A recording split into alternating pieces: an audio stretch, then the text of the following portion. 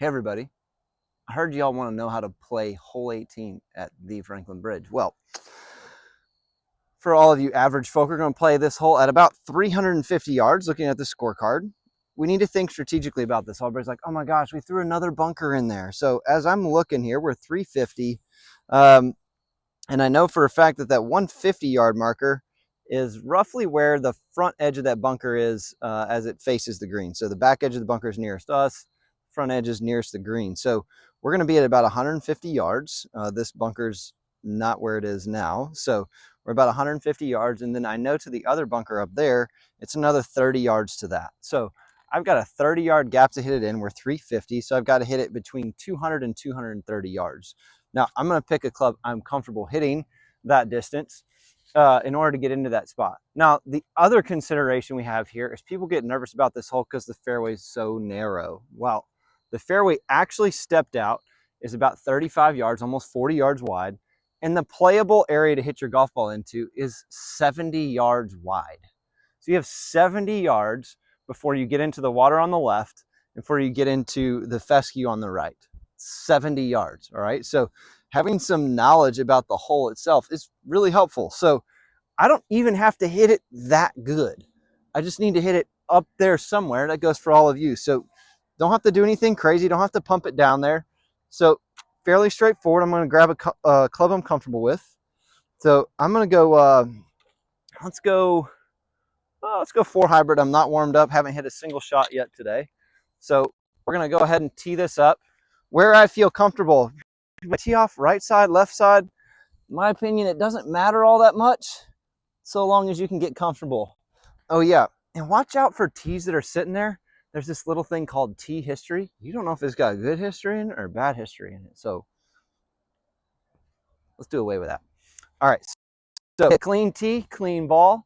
And I'm going to pick a specific spot that I'm going to try and hit my golf ball to. So I'm going to hit at a chimney in the distance that you probably can't see on the camera. And I'm just going to try to dink this thing out there. It's just got to go 200 yards. For me, it's a 4 hybrid. Won't go 230, but it'll go more than 200. And just have a nice, clear thought about where I want the ball to go, and then just let it go there. All right, that should be pretty good. It's going to be left the bunker on the right. Should be about where I'm looking to. So even if it's not perfect, I'm good. It's a safe shot. We'll see where it ends up from there. Now I'm in the fairway up here. If we turn around and look behind me, whoops, I hit it a little harder than I wanted to. However, I'm not warmed up, so I don't really know how far I'm going to hit it. So it actually works out okay. So good strategy. Accidents can actually work out in your favor. We can prove this over and over and over again. So come and see me for some of those scoring schools in the spring. But with that being said, after my shameless plug there, I'm looking at this shot and I have roughly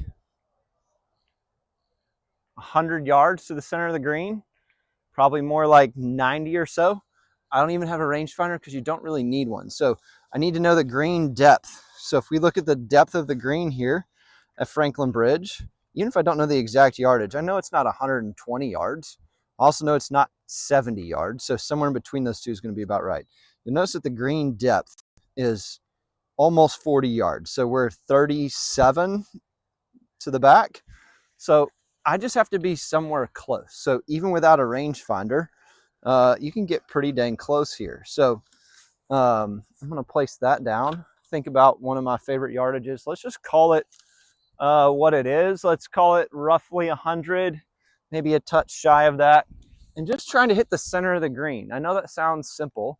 Now, if you're somebody who's, maybe you're in the rough, you're not in a great spot, and you're like, I don't know, or you're in one of the fairway bunkers, just play it up to a yardage you like.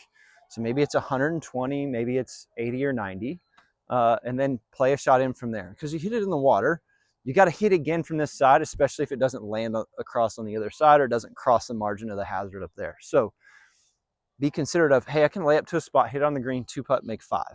It's not a big deal. This is a hard hole for most people. So 5 wouldn't be all bad, but 6 and 7 are way worse. So in this case, I'm still not, super picky about where it goes. I got a wedge in my hand. I'm going to try and hit center-ish, roughly 100 yards. I've got my target. Pin happens to be in the center. So let's just play it about way too short. Whoops. But because I tried to play it closer to 100, we're going to be okay. So short of the shot there. That might be something you're going to see from most people here is you're not going to hit exactly the way you want. I'm a little short of the green here, but it shouldn't be too hard to get it up and down. So let's see how it plays out. All right. Yep. This wasn't very good. So, oh my gosh, I got so lucky. Or I hit it so bad. Well, as I was thinking about it, as I was driving up here, and this is something you should all do as you hit a shot. It's like, why'd you do that? So a couple of things that typically happen is we're typically trying to hit it really close to the hole. So I was like, 100 feels like it's a little too much. I don't want to be fully committed. And I hit my last shot way too far.